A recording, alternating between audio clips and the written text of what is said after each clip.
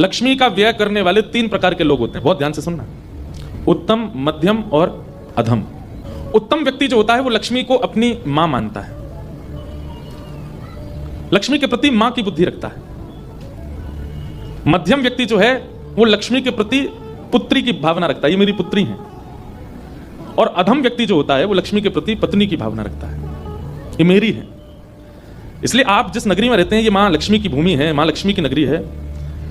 ये 3 भावनाएं हैं, प्रयास कीजिएगा तीसरी वाली कभी चित्त में ना आवे। लक्ष्मी पत्नी केवल और केवल नाथ की है, आपकी कभी नहीं हो सकती। लक्ष्मी का मतलब आप दूसरे वे में धन को ही समझा कीजिए।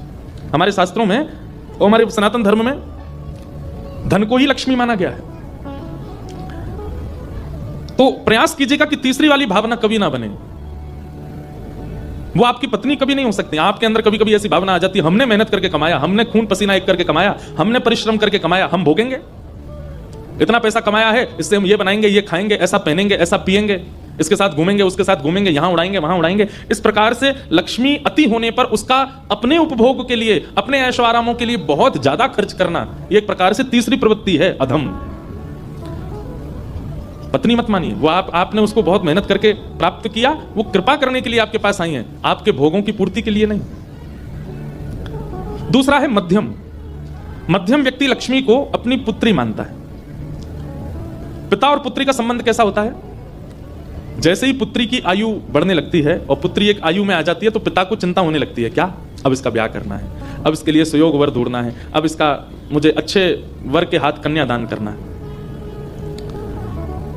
लेकिन यहां पर एक नियम है, सांसारिक जो हमारी वैसी बेटियां हैं उनका तो हम ब्याह सुंदर वर से करेंगे, पढ़े लिखे से करेंगे, धनवान से करेंगे, अच्छे व्यक्ति से करेंगे।